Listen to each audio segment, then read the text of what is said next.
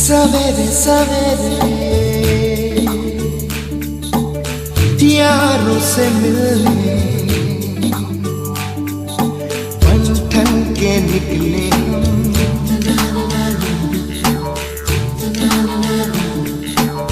सवेरे सवेरे यारों से मिलने घर से दूर चले रोके से ना रुके हम मर्जी से चले हम बादल सा गरजे हम सावन सा बरसे हम सूरज सा चमके हम स्कूल चले हम ओ, ओ,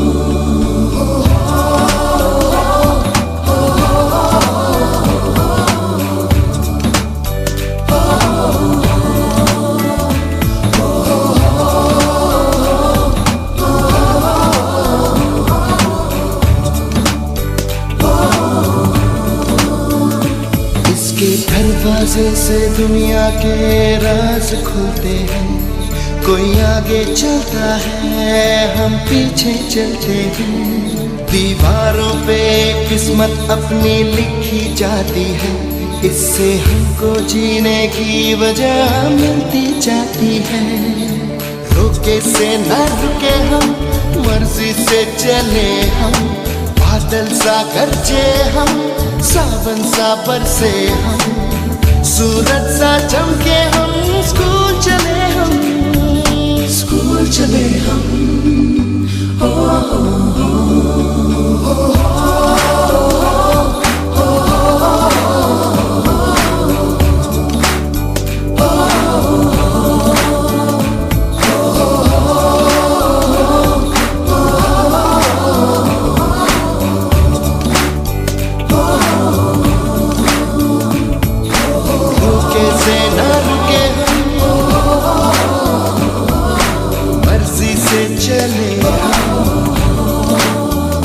बादल सा गरजे हम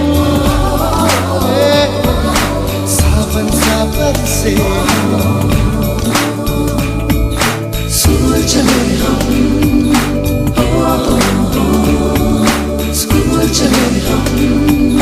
स्कूल चले हम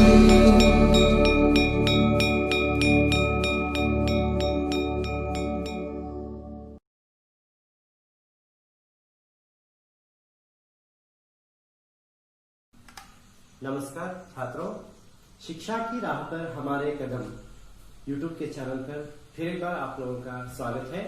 मैं आरिफ पाशा, श्री एलसीतप्पा स्मारक माध्यमिक प्रौढ़शाला मुत्तुगदूरू। तो मैं आप लोगों को 9वीं कक्षा से संबंधित जो गद्य पाठ है उस पाठ का, जैसे कि मौसी, जो भीष्म साहनी से लिखा गया एक पाठ है, इसको मैं आप लोगों को विस्तृत रूप से इसकी जानकारी देने का प्रयास कर रहा हूं। तो पहले आइए हम सब देखते हैं कि नाते कैसे बनते हैं। जैसे कि चाचा को चाची कहते हैं, दादा दादी, नाना नानी, इसी तरह मौसी मौसा। मौसी जो पाठ यहाँ पे 9वीं कक्षा में दिया गया है उसके बारे में हम देखेंगे। तो सबसे पहले हम आइए देखते हैं कि इस पाठ के लेखक भीष्म साहनी जी के बारे में थोड़ी बहुत जानकारी को हम प्राप्त करेंगे। तो पहले लेखक परिचय में इनका नाम है भीष्म साहनी। क्या है इनका नाम? भीष्म साहनी, सही है।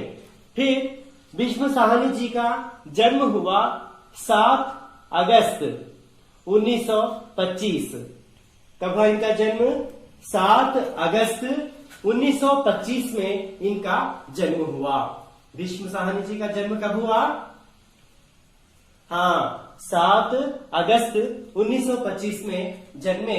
ये भीष्म साहनी जी की जो शिक्षा है एमए पीएचडी तक इन्होंने अपनी शिक्षा की है, एमए पीएचडी तक। फिर भीष्म साहनी जी जो हिंदी, अंग्रेजी, संस्कृत, रूसी, पंजाब आदि भाषाओं के ज्ञाता थे। कौन कौन से थे वो? हिंदी, अंग्रेजी, संस्कृत, रूसी, पंजाब आदि भाषाओं में ये ज्ञाता थे। ऐसे ज्ञाता महान व्यक्ति जो रचनाएं किए हैं उनमें प्रमुख रचनाओं को मैं यहाँ पे बताने का आपको प्रयास कर रहा हूं, देखिएगा। तो इन्होंने उपन्यास लिखे हैं, कहानी संग्रह लिखे हैं, जीवनियां, नाटक आदि रचनाएं इन्होंने की हैं। तो उनमें प्रमुख इनके उपन्यास हैं झरोके, कड़ियां, तमस, बसंती आदि। कौन कौन से हैं वो?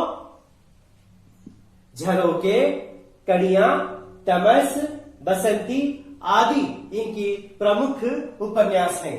और साथ ही साथ कहानी संग्रह में देखते हैं कि भाग्य रेखा, भटकती राख, वांचू, शोभा यात्रा। कौन कौन से बताइए? हाँ, कौन सा है?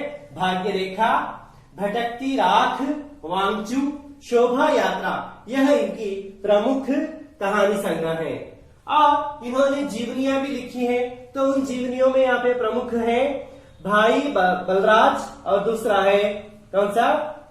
अपनी बात। भाई बलराज, अपनी बात, यह इनकी प्रमुख जीवनियां हैं। और फिर नाटक भी लिखे हैं। उन नाटकों में पहला है कबीरा खड़ा बाजार में। पहला कौन सा है? कबीरा खड़ा बाजार में, माधवी मुआवजे। माधवी मुआवजे, ये इनके प्रमुख नाटक है। कौन कौन से हैं इनके नाटक?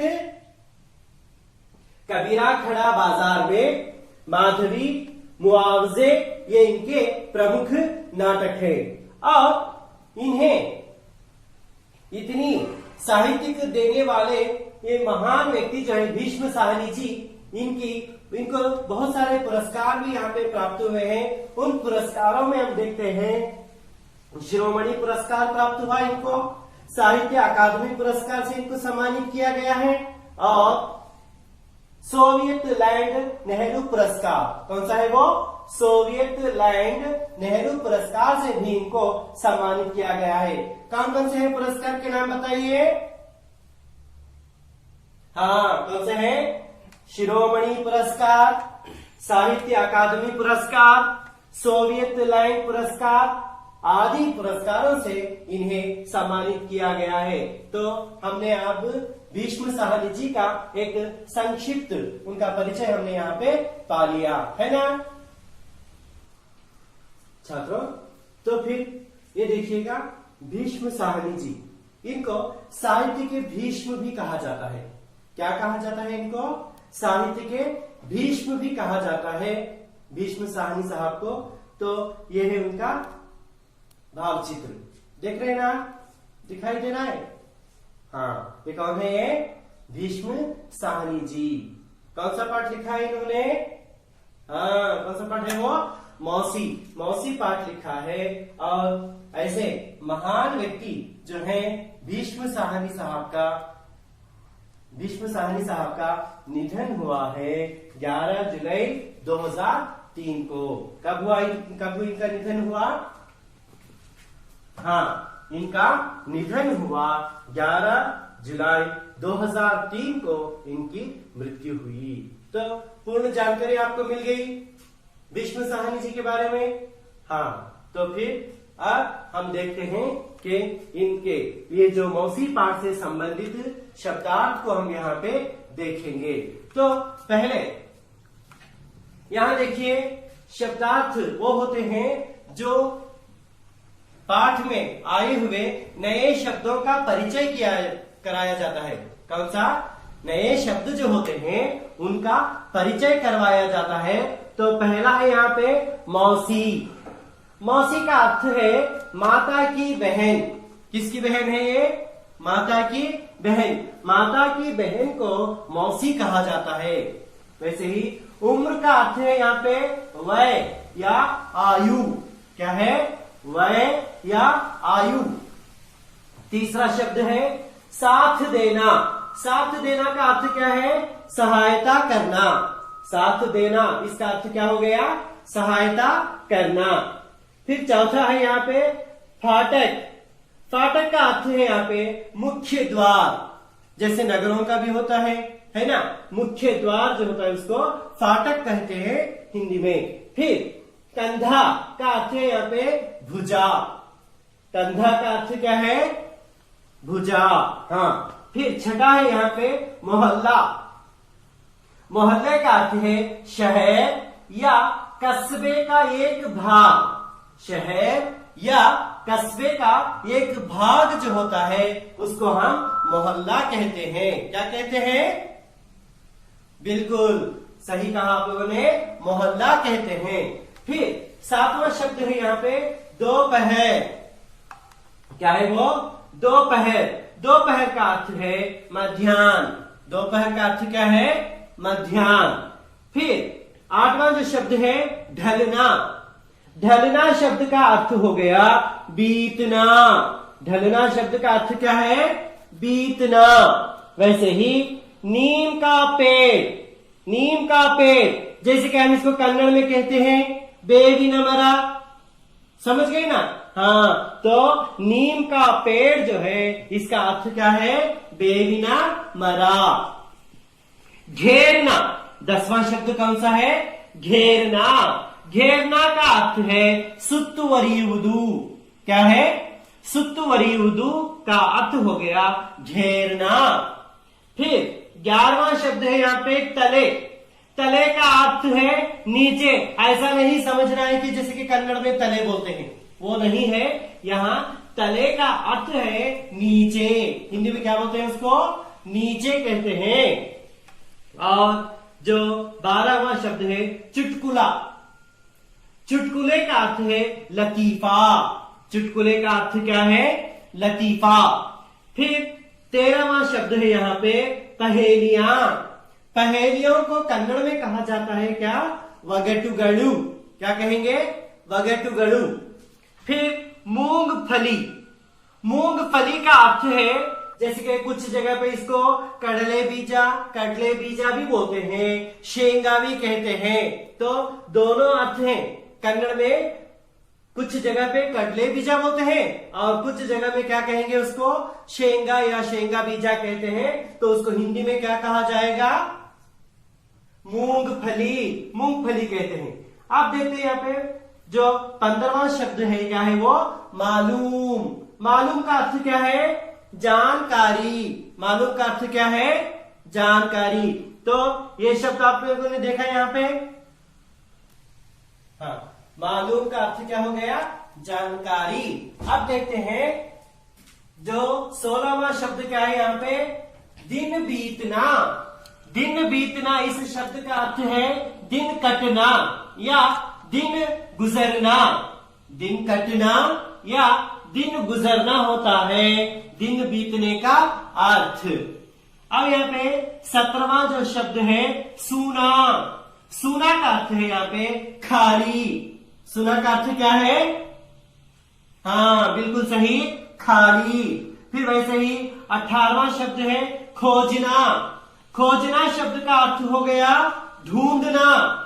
खोजना शब्द का अर्थ क्या है? ढूंढना। वैसे ही जो 19वां शब्द है मकान, मकान का अर्थ है यहाँ पे घर या गृह भी कहते हैं, घर या गृह। और 20वां शब्द है यहाँ पे ठेका। ठेका शब्द का अर्थ है ठहरने की जगह, ठहरने की जगह को ठेका कहते हैं। और फिर जो 21वां शब्द है यहाँ पे, 21वां शब्द क्या है? ठिठक कर। ठिठक कर शब्द का अर्थ है सहसा रुक जाना, थोड़ा सा रुक जाना, अर्थ इसका होता है। फिर 22वां शब्द है पुल। 22वां शब्द क्या है? पुल। पुल का अर्थ है यहाँ पे सेतु। पुल का अर्थ क्या है? सेतु। और 23वां शब्द है आंखें भर आना। क्या है वो? आंखें भर आना। क्या है? आंखें भर आना। इस शब्द का अर्थ हो गया दुखी होना। क्या है इस शब्द का अर्थ? दुखी होना। फिर यहाँ पे 24वां शब्द है बीमार। बीमार को कहेंगे रोगी। बीमार को क्या कहेंगे? रोगी कहा जाता है। और 25वां शब्द है यहाँ पे तबीयत। 25वां शब्द कौन सा? तबीयत, सही है, तबीयत। इसका अर्थ है स्वास्थ्य। तबीयत का अर्थ क्या हो गया? स्वास्थ्य। और देखते हैं यहाँ पे 26वां शब्द है खाट। खाट का अर्थ है चारपाई। कितने पाई है?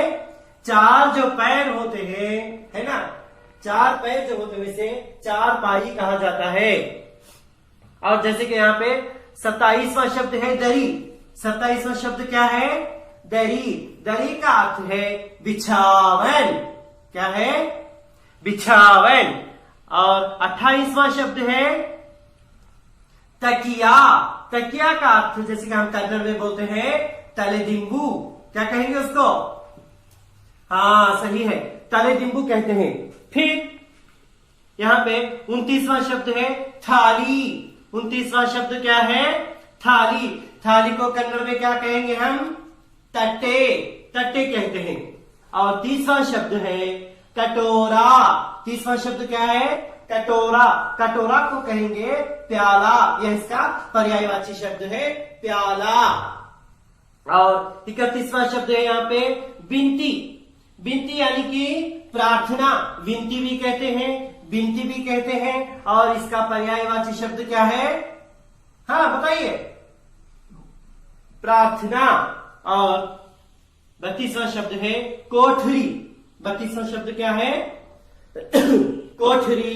कोठरी को कहा जाएगा छोटा कमरा। जो छोटा सा कमरा होता है, बड़े बड़े कमरे भी होते हैं, और हम देखते हैं कि छोटा जो कमरा होता है उसको हम कोठरी कहते हैं। और वैसे ही 33वां शब्द है यहाँ पे चक्कर काटना। क्या है? 33 का शब्द जो है चक्कर काटना। चक्कर काटने का अर्थ हो गया घूमना।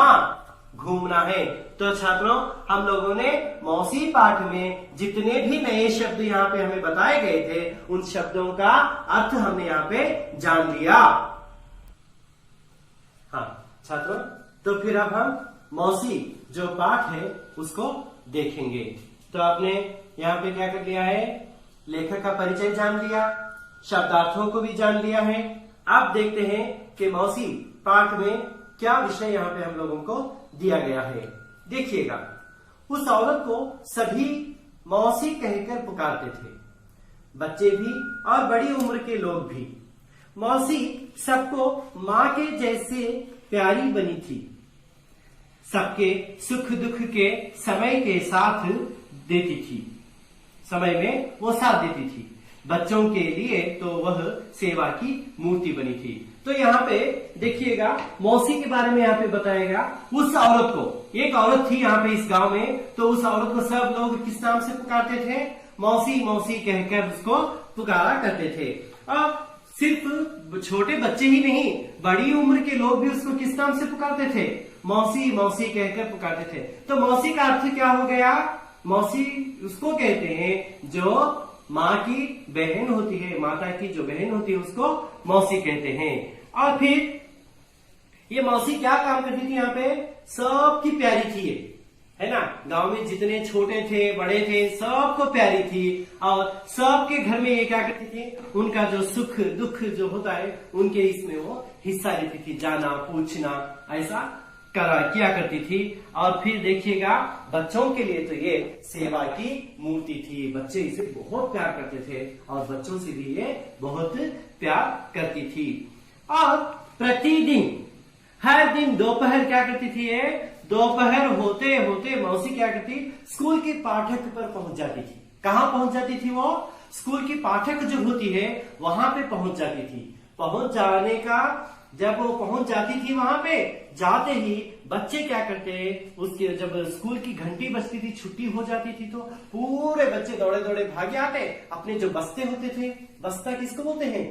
जैसे कि हम अंग्रेजी में बैग बोलते हैं, है ना। वो बस्ते लेकर आते थे और सभी बच्चे भागते हुए आकर मौसी के कंधे पे अपने अपने बस्ते लेकर रख देते थे। तो मैं इसके लिए आपको एक चित्र यहाँ पे दिखाता हूँ, देखिएगा।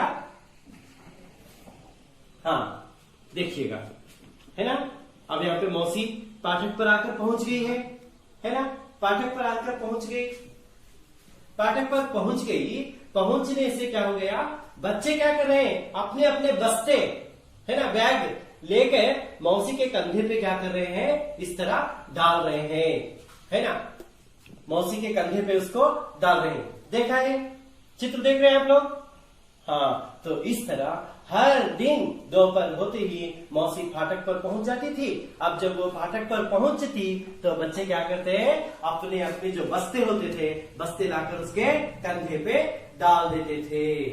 फिर इसके बाद दोपहर ढलने पर मौसी नीम के पेड़ के तले बैठ जाती, जाकर नीम के पेड़ के तले। मैंने कहा आपको तले का अर्थ क्या कहा था? नीचे। उनके स्कूल के पास एक नीम का पेड़ था, या गांव के बाहर एक नीम का पेड़ था। उस नीम के पेड़ जाकर ये जाकर वहां पे बैठ जाती थी। कौन? मौसी। दोपहर ढलने पर, यानी कि शाम होते होते, है ना, सांझ जब होती थी उस समय वो जाकर नीम के पेड़ के तले बैठ जाती थी, जहां सभी बच्चे जाते उसको घेर कर बैठ जाते।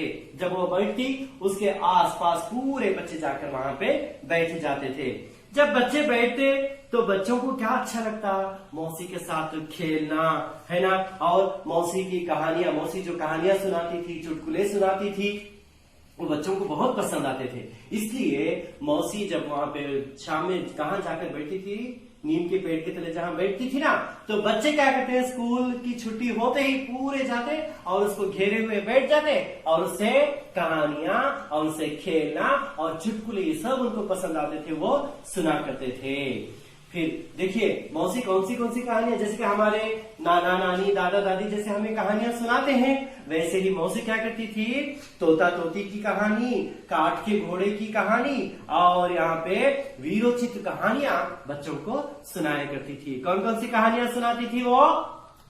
तोता तोती की कहानी, काठ के घोड़े की कहानी, और कौन से? वीरोचित कहानियां, ऐतिहासिक कहानियां। ऐसी कहानियां मौसी क्या करती? बच्चों को सुनाया करती थी। तो फिर देखिएगा ऐसी कहानियां सुनाने वाली मौसी बच्चों को बहुत प्रेम करती थी, बच्चों से वो बहुत प्रेम करती थी। प्रेम करने के साथ साथ बच्चों को क्या करती थी? चने, है ना, अपने पास कभी चने, टिकिया, मूंगफली ये सब रखा करती थी और बच्चों को क्या करती? थोड़ा थोड़ा थोड़ा थोड़ा करके जो उसको घेरे हुए बैठते थे उनको बांटा करती थी। क्या करती थी वो? क्या क्या बांटती थी बच्चों को? चने बांटती थी, है ना, टिकिया, मूंगफली ये सब बच्चों को थोड़ा थोड़ा थोड़ा थोड़ा करके उनको दिया करती थी मौसी। फिर देखिएगा क्या हो गया। एक दिन ऐसा हुआ कि स्कूल की छुट्टी हो गई, स्कूल की घंटी बजी, छुट्टी हो गई। छुट्टी होने के बाद बच्चे जब अपने अपने बस्ते उठाकर बाहर आकर देखते हैं तो मौसी फाटक पर नहीं है। कौन नहीं है? अब मौसी जब हर दिन आकर वहां पे फाटक पे बैठा करती थी, आज आकर बच्चे देखते हैं कि मौसी वहां पे मौजूद नहीं है। हमने देखा कि बच्चे हर दिन उनको बहुत पसंद था कि कहानियां सुनना। देखिए मौसी क्या करती थी, बच्चों को जब वो पेड़ के नीचे जाकर वहां पे बैठ जाती तो बच्चे क्या करते, उसको घेरे हुए बैठ जाते थे, ऐसे घेरे हुए बैठ जाते थे ना।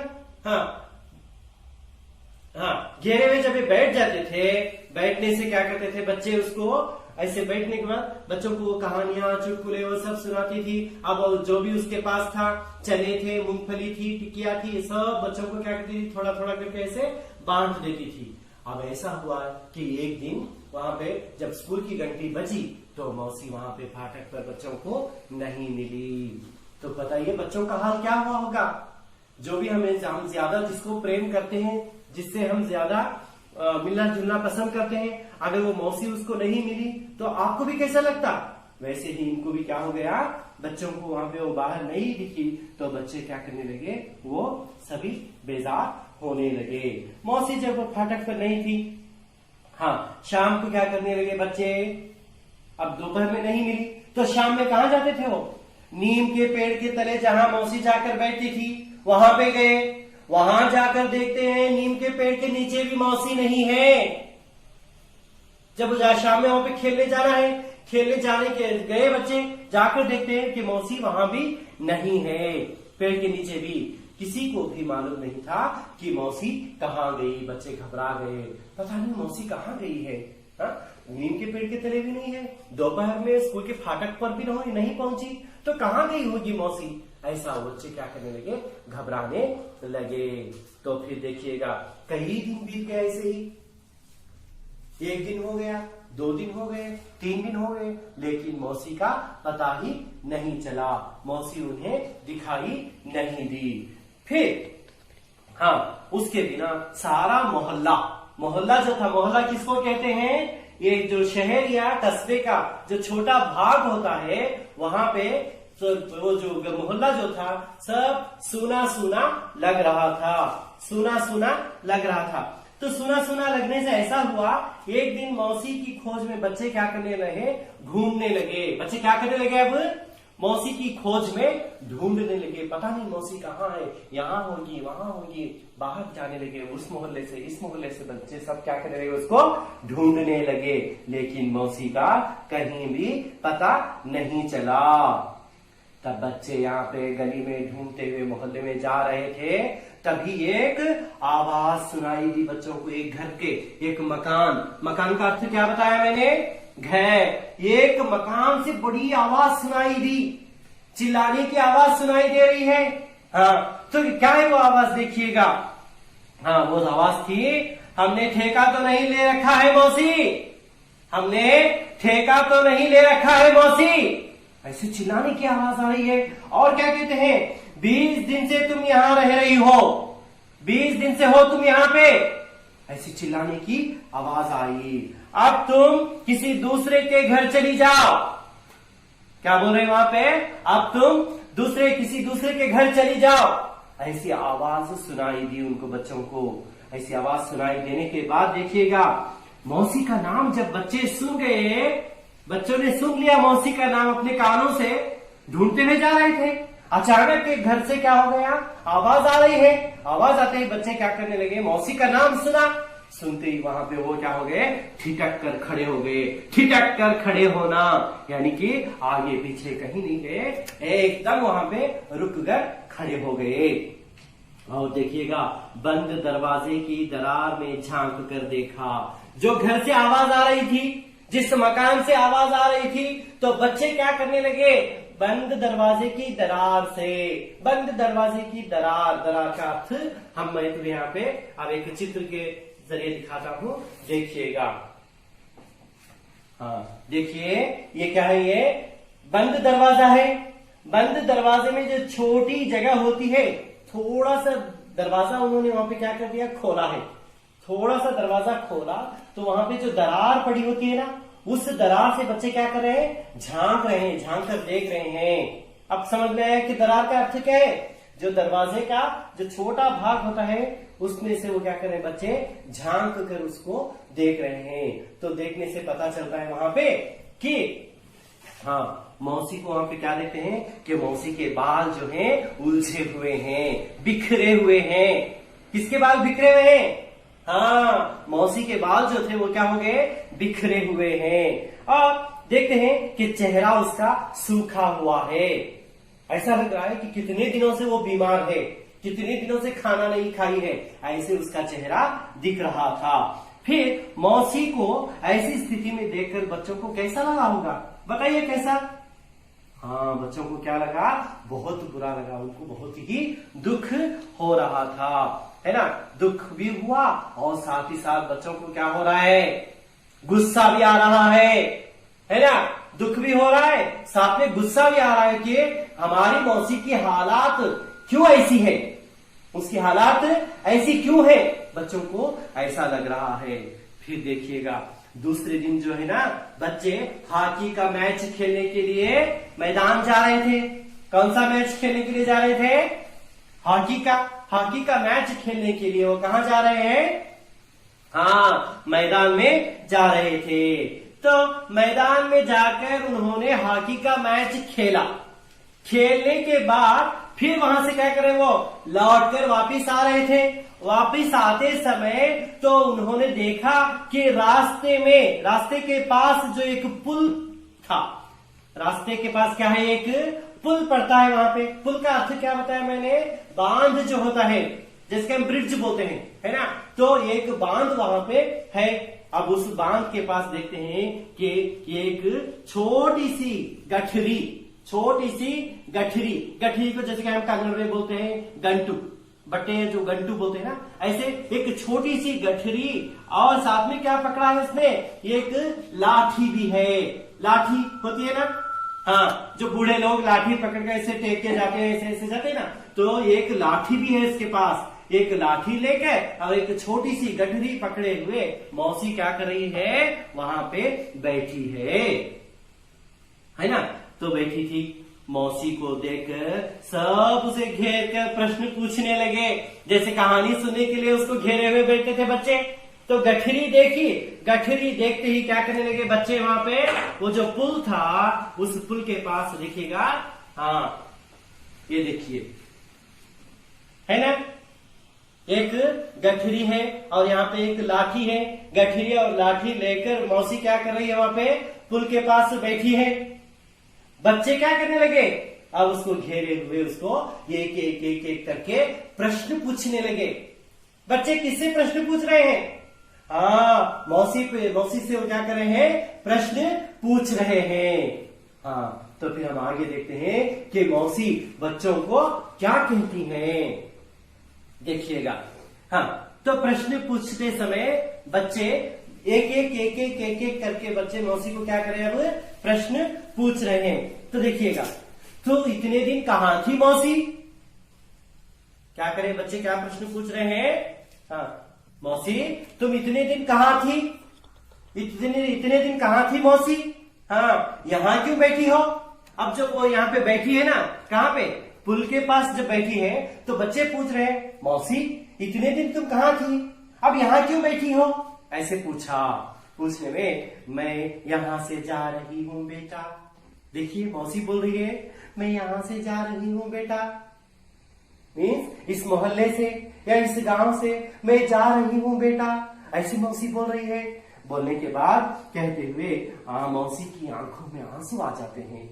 मौसी क्या कर रही है, अब रोने लगी, दुखी होकर मौसी रो रही है, मैं यहाँ से जा रही हूँ बेटा, ऐसा बताया था। तो फिर देखिएगा, फिर यहाँ पे अब उन बच्चों में से एक बच्चा था बलदेव, वो पूछता है, बच्चा क्या पूछता है उनसे, हाँ, तू तो बीमार थी मौसी तू तो बीमार थी, है ना, तबीयत कैसी है मौसी, तुम्हारा स्वास्थ्य ठीक नहीं था, तुम्हारा स्वास्थ्य बिगड़ा हुआ था मौसी, तो आप कैसी हो, ऐसे बलदेव ने वहां पे उस मौसी से प्रश्न पूछा। ऐसे प्रश्न पूछते ही मौसी देखिएगा क्या बोलती है, मौसी कहती है, बेटा मैं ठीक हो गई हूँ। क्या बोल रही हो बेटा, मैं ठीक हो गई हूँ, है ना। अब बताती है हाँ अपने गांव जा रही हूँ बेटा, अब मैं ठीक हो गई हूँ। मैं कहाँ जा रही हूँ, अपने गांव जा रही हूँ बेटा, ऐसे उसने वहां पे बता दिया। हाँ हम तुझे कहीं जाने नहीं देंगे मौसी। देखिएगा हाँ सब बच्चे जो वहां पे उसको घेरे हुए थे सब मिलकर बोलने लगे हम तुझे कहीं जाने नहीं देंगे मौसी, हम तुम्हें कहीं जाने नहीं देंगे मौसी, तुम्हें यहीं पे रहना है। ऐसे बच्चे उसको क्या कर रहे हैं, वो जाने से रोक रहे हैं, उसको मना रहे हैं। मौसी की आंखों में आंसू छलक उठे। आप याद रखिएगा ये विषय जो हमें ज्यादा पसंद करते हैं, हद से ज्यादा हमें पसंद करते हैं, जब वो हमें कुछ कहते हैं हमारे दुख के समय में, हमारी सांत्वना देते हैं, तो हमारी आंखों से क्या होता है, आंसू निकल पड़ते हैं। वैसे ही अब मौसी को जो उसके चहीते बच्चे थे, प्यारे प्यारे बच्चे थे, वो बता रहे हैं मौसी हम तुम्हें कहीं नहीं जाने देंगे। ऐसा कहते ही मौसी की आंखों से आंसू क्या हो रहे हैं, छलक उठते हैं, उसकी आंखों से आंसू निकल पड़ते हैं। फिर देखिएगा अब बच्चे क्या कर रहे हैं, चार पूरे जो बच्चे वहां पे घेरे हुए थे वो सारे बच्चे क्या करने लगे, एक वहां पे रास्ते के उस पार एक दुकान था, उस दुकान के पास गए। दुकान के पास जाने से देखते हैं वहां पे एक खाट बिछी हुई है। खाट किसको कहते हैं, जो चार पहिया बोलते हैं, जैसे कि आज आमतौर पर हम दीवान खाट बोलते हैं, है ना, दीवान खाट बोलते हैं ना। तो ऐसा एक खाट वहां पे बिछा हुआ था, यानी कि एक खाट वहां पे रखा हुआ था। बच्चों ने उस खाट को देखा, दो तीन लड़के भाग कर खाट उठा ले आए। जो घेरे हुए थे मौसी को, दो तीन लड़के क्या करने लगे, भाग कर गए सड़क के उस पार, जाकर उस खाट को उठा ले आए। उठा ले आने के बाद मौसी को क्या कर दिया, जबरदस्ती उस खाट के ऊपर उसको बिठा दिया। मौसी को क्या करने लगे, मौसी जो वहां पे दुखी मौसी बैठी थी, तो उसको तुरंत उन्होंने क्या कर लिया, उठा लिया और उसको जबरदस्ती बलपूर्वक उसको लेकर क्या कर दिया, वहां पे उस खाट के ऊपर बिठा दिया। बिठाने के बाद मौसी को वो देखिएगा खाट लेके आए। खाट लेने के बाद क्या कर दिया, उसकी जो लाठी थी और क्या था उसके साथ में, हाँ एक छोटी सी गठरी थी, वो दोनों ले लिए।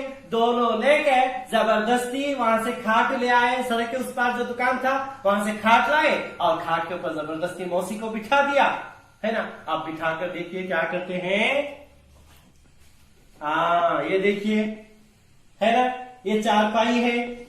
सड़क के उस पार जो था उसको ले आए बच्चे, तो उसको पकड़ लिया और मौसी को जबरदस्ती उसकी लाठी और गठरी को रखा, मौसी को भी बिठा दिया, है ना। आप उसको उठाकर बच्चे क्या कर रहे हैं, हाँ कहाँ ले जा रहे हैं इसको, नीम के पेड़ के तले जो हर शाम बैठकर खेला करते थे वहां ले जाकर अब मौसी को क्या करते हैं, वो बिठाते हैं। समझ गए ना। हाँ देखिएगा अब दुकान के पास खाट था, उसको ले आए और मौसी को वहां पे बिठा दिया और नीम के पेड़ के तले ले जाकर उसको बिठाने के बाद देखिएगा कन्हैया, उन छात्रों में से एक बच्चा कौन था, कन्हैया। कन्हैया क्या करता है, भाग कर अपने घर से दरी और तकिया लाता है। दरी जैसे कि हम बेडशीट बोलते हैं, बेड स्प्रेड या बेडशीट होता है, वो लिया। और तकिया, तकिया को हमने कन्नड़ में क्या बताया मैंने, हाँ क्या है वो, सही है, तले दिम्बू जो बोलते हैं या पिल्लो बोलते हैं, उसको क्या कर दिया, लेकर वो घर से आया। उषा जो थी थाली में 2 रोटियां लेके आई। उषा क्या किया, उषा थाली में 2 रोटियां, थाली जैसे कि हम प्लेट बोलते हैं, है ना, प्लेट में 2 रोटियां लेकर वो आई। और योगराज जो था वो एक कटोरे में, कटोरा जैसे कि हम बोलते हैं अंग्रेजी में बाउल बोलते हैं ना, एक कटोरे में दूध लेके आया। उषा रोटी लेके आई और ये कौन है वो, हाँ अब यहाँ पे योगराज ने एक कटोरे में दूध लेके आ गया वो।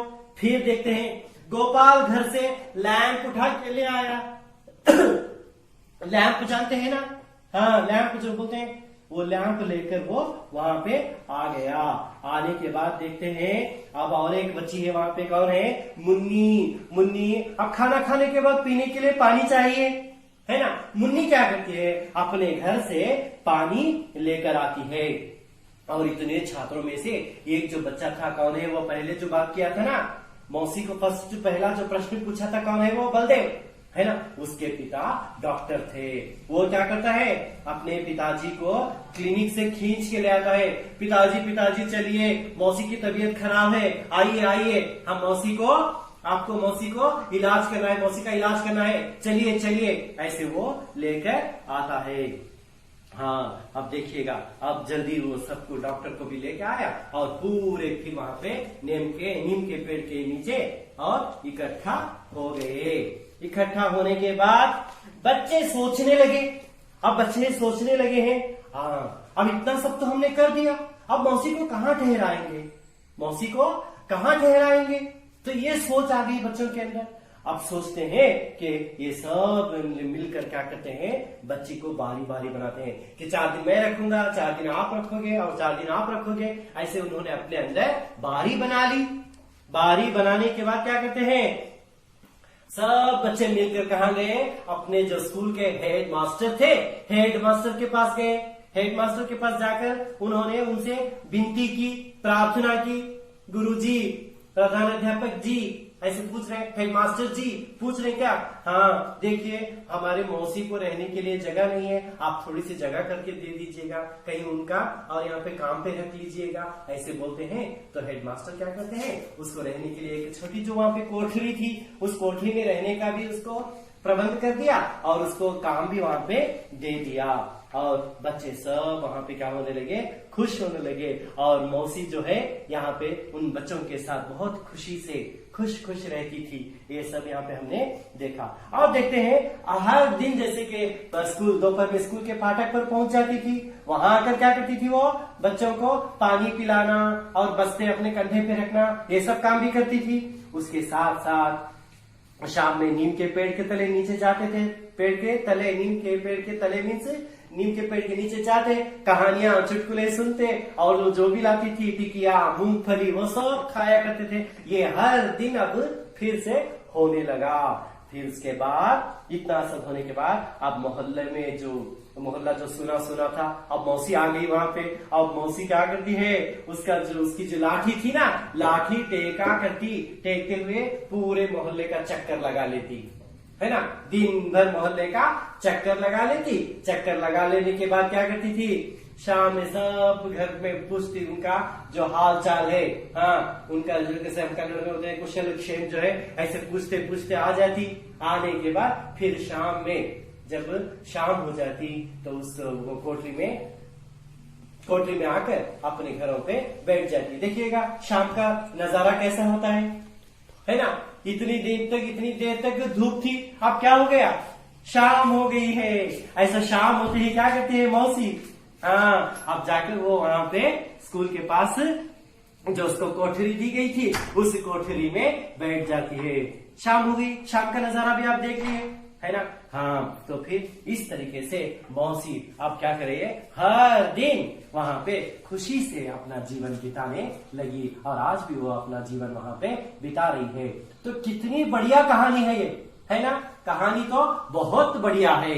इतना सब हमने देखा। अब भीष्म साहनी जी की रचना, उनका परिचय, शब्दार्थ देखा और क्या देखा हमने, मौसी पाठ का पूरा विवरण हमने अपने यहाँ पे जान लिया। पूरा पाठ हो गया है ना, पूरी कहानी के रूप में मैंने आपको पाठ यहाँ पे सुनाया। तो इस पाठ से हमें सीख क्या मिलती है वो देख रहे है ना। इस पाठ से हमें क्या सीख मिलती है देखिएगा, ये जानना बहुत जरूरी है। इस पाठ से हमें क्या सीख मिलती है, हाँ बताइए क्या सीख मिलती है। हाँ क्या मिलती है हमें इसमें सीख, हमें यहाँ पे सेवा मनोभाव, सही कहा तुमने, क्या है वो, सेवा मनोभाव। देखिएगा सेवा मनोभाव,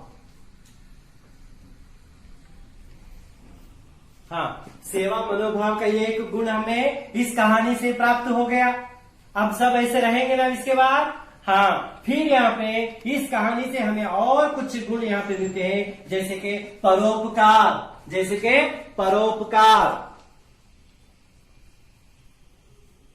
परोपकार का गुण भी मिल गया हमें।